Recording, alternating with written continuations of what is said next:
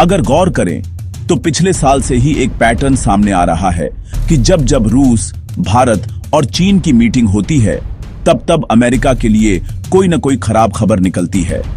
और इस बार भी जब चीन में हुई एससीओ समिट में भारत, रूस और चीन आमने सामने मिले तो पहले से ही अमेरिकी ट्रंप घबराहट में दिखे और उन्हें लगने लगा कि उनका बनाया हुआ टैरिफ का प्लान नाकाम साबित होगा।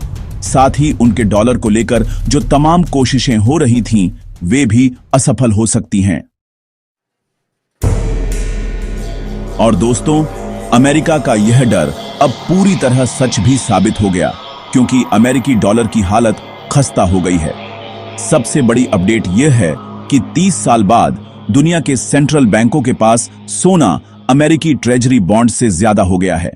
मतलब अब बैंक डॉलर और कागजी वादों की बजाय सोने की असली ताकत को चुन रहे हैं।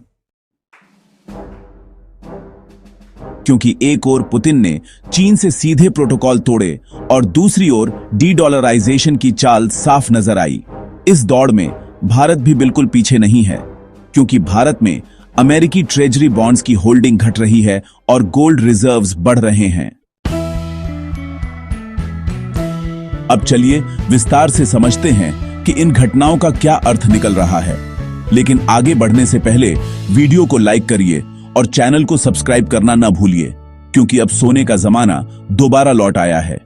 दोस्तों, सोचिए 30 साल तक जिस डॉलर ने दुनिया पर राज किया, वही आज सवालों के घेरे में है। और खास बात यह है कि इस बार सिर्फ रूस चीन ही नहीं, बल्कि भारत भी खामोश लेकिन अहम रोल निभा रहा है। आंकड़े बताते हैं कि 1996 के बाद पहली बार सेंट्रल बैंकों के पास अमेरिकी बॉन्ड से ज्यादा सोना है, और यह मामूली नहीं बल्कि इतिहास बदलने वाली घटना है। जरा पीछे लौटते हैं। 2008 का फाइनेंशियल क्राइसिस याद कीजिए। तब पहली बार महसूस हुआ कि डॉलर पर आंख मूंद कर भरोसा करना खतरनाक है। फिर 2022 में जब अमेरिका ने रूस के सेंट्रल बैंक की संपत्ति फ्रीज की, उसी पल बाकी देशों को एहसास हुआ कि अगर आज रूस है तो कल हमारी बारी भी आ सकती है, और तभी से सोने की खरीद तेज हो गई। वर्ल्ड गोल्ड काउंसिल का डेटा बताता है 2022 में बैंकों ने खरीदे 1082 टन सोना, 2023 में 1037 टन और 2024 में यह आंकड़ा 10,180 टन पार कर गया। साफ है कि डॉलर से भरोसा टूट रहा है और गोल्ड पर यकीन मजबूत हो रहा है। भारत का हाल देखें तो आरबीआई ने पिछले साल 40 टन सोना रिजर्व में जोड़ा है, जबकि अमेरिकी बॉन्ड्स को 242 बिलियन से घटाकर केवल 227 बिलियन डॉलर तक ले आया है। यानी एक बढ़ती अर्थव्यवस्था जो सामान्यतः बॉन्ड्स ज्यादा रखती, वह उल्टा उन्हें घटा रही है और गोल्ड पर दांव लगा रही है।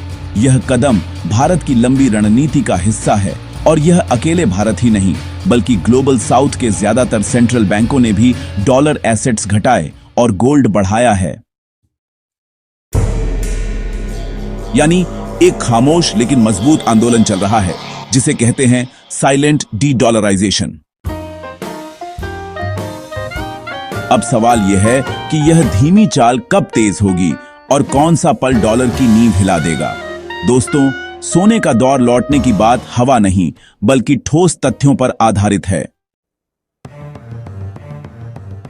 अंतर्राष्ट्रीय मुद्रा कोष और वर्ल्ड गोल्ड काउंसिल की रिपोर्ट के मुताबिक 2022 से लगातार बैंकों ने रिकॉर्ड गोल्ड खरीदा है।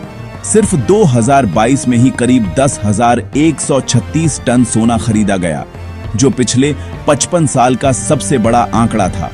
और 2023 में भी यह ट्रेंड जारी रहा, खासकर रूस यूक्रेन युद्ध और अमेरिका चीन तनाव के बीच।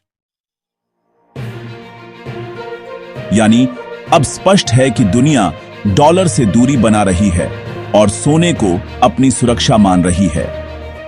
सबसे बड़ा बदलाव तब दिखा जब अमेरिका को सिर्फ ब्रिक्स से खतरा लग रहा था कि वे नई करेंसी या पेमेंट सिस्टम लॉन्च कर सकते हैं, लेकिन अब एससीओ से भी डर लगने लगा है। अब यह समझिए कि अमेरिका का ट्रेजरी बॉन्ड होता क्या है। दरअसल यह अमेरिका की सरकार का उद्धार लेने का जरिया है। जब अमेरिकी सरकार को खर्च जैसे सेना, इंफ्रास्ट्रक्चर, हेल्थ, बजट और घाटा पूरा करने के लिए धन चाहिए तो वह बॉन्ड जारी करती है। कोई भी देश, बैंक या व्यक्ति जैसे भारत, चीन, जापान पैसा उधार दे सकता है और बदले में ब्याज के साथ वापसी मिलती है। लेकिन मौजूदा हालात दिखा रहे हैं कि दुनिया का भरोसा अमेरिका पर खत्म हो रहा है और कोई उसे उधार नहीं देना चाहता। 2025 में पहली बार गोल्ड होल्डिंग बॉन्ड से ऊपर चली गई। गोल्ड बॉन्ड्स यानी सरकारी निवेश का तरीका, जिसमें असली सोना खरीदे बिना सोने में निवेश होता है। भारत में इसे सोवरन गोल्ड बॉन्ड या एसजीबी कहते हैं, जिसे आरबीआई जारी करता है। मान लीजिए आप सोना खरीदना चाहते हैं लेकिन घर में रखने का रिस्क नहीं उठाना चाहते, तो आप एसजीबी खरीद सकते हैं और जितना पैसा लगाएं उतने ग्राम सोने के बराबर बॉन्ड मिलेगा।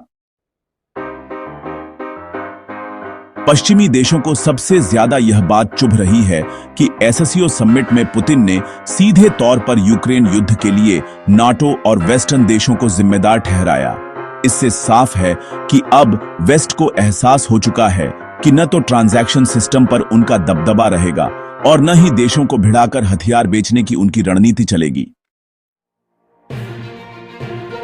आखिरकार आप बताइए, आने वाले वक्त में गोल्ड और ब्रिक्स करेंसी का दबदबा होगा या डॉलर का राज अभी भी कायम रहेगा? अपनी राय नीचे कमेंट में जरूर बताएं। वीडियो को लाइक, सब्सक्राइब और अपने दोस्तों तक जरूर शेयर करें। जय हिंद, वंदे मातरम।